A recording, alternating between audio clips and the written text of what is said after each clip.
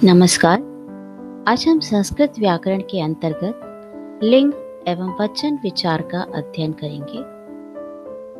लिंग विचारः जेंडर। संस्कृत में सभी संज्ञा शब्दों को 3 लिंगों में विभक्त किया गया है। पुल्लिंगः, स्त्रीलिंगः, नपुंसकलिंगः। पुल्लिंग का उदाहरण है बालकः, स्त्रीलिंग का उदाहरण है बालिका और नपुंसकलिंग का उदाहरण है फलम। अब हम अलग अलग इन सभी लिंगों के बारे में जानेंगे। पुल्लिंगः मैस्कुलिन जेंडर। जो शब्द पुरुष जाति का बोध कराते हैं उन्हें पुल्लिंग शब्द कहते हैं, जैसे छात्रः, शिक्षकः, बालकः। ये सभी शब्द हमें पुरुष जाति का बोध करा रहे हैं, अर्थात ये पुल्लिंग शब्द हैं। स्त्रीलिंगः फेमिनाइन जेंडर। जो शब्द स्त्री जाति का बोध कराते हैं उन्हें स्त्रीलिंग शब्द कहते हैं, जैसे छात्रा, शिक्षिका, बालिका। यहाँ ये सभी शब्द स्त्री जाति का बोध कराते हैं, अतः स्त्रीलिंग है। नपुंसकलिंग न्यूटर जेंडर। जिन शब्दों से न तो पुरुष जाति का बोध हो और न ही स्त्री जाति का, उन्हें नपुंसकलिंग शब्द कहते हैं, जैसे पुष्पम, फलम, कंदुकम। ध्यातव्य। नपुंसकलिंग शब्दों के बारे में एक बात ध्यान रखनी है, जो इस प्रकार है। संस्कृत में शब्दों का लिंग होता है, वस्तुओं का नहीं। जैसे शरीर एक नपुंसकलिंग शब्द है, किंतु उसका पर्यायवाची तनु एक स्त्रीलिंग शब्द है। अर्थात एक ही शब्द का दोनों लिंगों में प्रयोग किया जा सकता है, लेकिन कुछ विशेष परिस्थितियों में इनका प्रयोग होता है, जिनके लिए कुछ नियम निर्धारित होते हैं। वचन विचारः नंबर। संज्ञा तथा सर्वनाम शब्दों की संख्या बताने वाला रूप वचन होता है। इससे उसके एक, दो या अनेक होने का बोध होता है। जैसे एक वचन बालकः अर्थात एक बालक, द्विवचन बालकौ अर्थात दो बालक, बहुवचन बालकाः अर्थात अनेक बालक। संस्कृत भाषा में 3 वचन होते हैं, एक वचन, द्विवचन और बहुवचन। सबसे पहले हम एक वचन का अध्ययन करते हैं। एक वचन को सिंगुलर भी कहा जाता है। शब्द के जिस रूप से उसके एक होने का बोध हो उसे एक वचन कहते हैं, जैसे छात्रः एक छात्र, गजः एक हाथी, हंसः एक हंस। द्विवचन डुअल। शब्द के जिस रूप से उसके 2 होने का बोध हो उसे द्विवचन कहते हैं, जैसे छात्रौ 2 छात्र, गजौ 2 हाथी, हंसौ 2 हंस। बहुवचन अर्थात प्लूरल। शब्द के जिस रूप से उसके 2 से अधिक अथवा अनेक होने का बोध हो उसे बहुवचन कहते हैं, जैसे छात्राः अनेक छात्र, गजाः अनेक हाथी, हंसाः अनेक हंस। अब हम आकारांत पुल्लिंग शब्दों के बारे में जानते हैं। जो शब्द पुरुष जाति का ज्ञान कराते हैं और जिनके अंत में अ स्वर जुड़ा होता है उन्हें आकारांत पुल्लिंग शब्द कहते हैं, जैसे ब जमा आ जमा ल जमा अ जमा क जमा अ अर्थात बालक।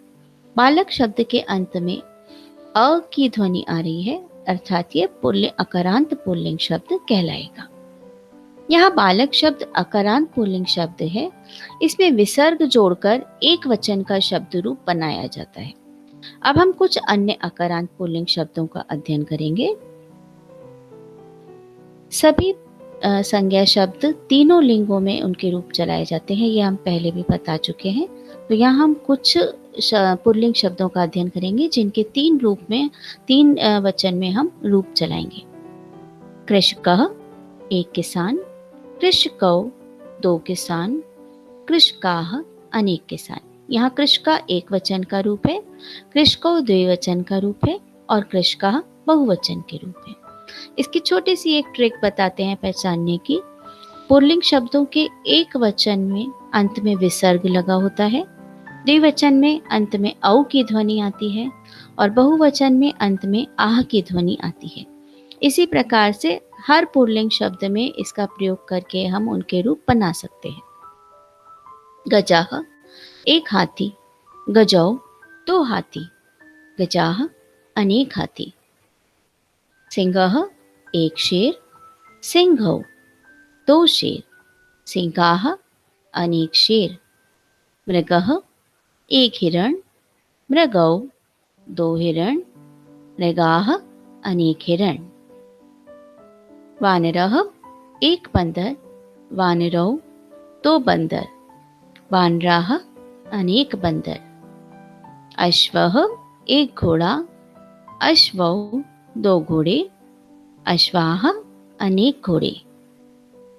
घटः एक घड़ा, घटौ दो घड़े, घटाः अनेक घड़े। मयूरः एक मोर, मयूरौ दो मोर, मयूराः अनेक मोर। वृक्षः एक पेड़, वृक्षौ दो पेड़, वृक्षाः अनेक पेड़।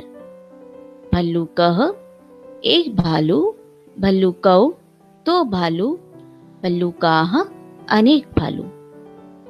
इसी प्रकार से अन्य पुल्लिंग शब्दों को लेकर भी आप उनका इस प्रकार अभ्यास कर सकते हैं।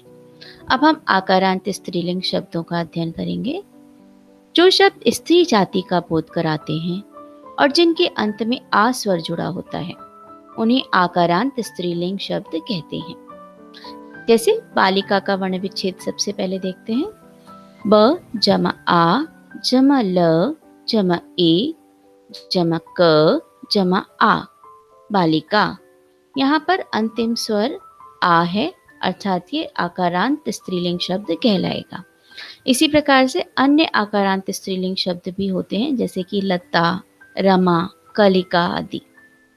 तो अन्य आकारांत स्त्रीलिंग शब्द अब हम अध्ययन करेंगे।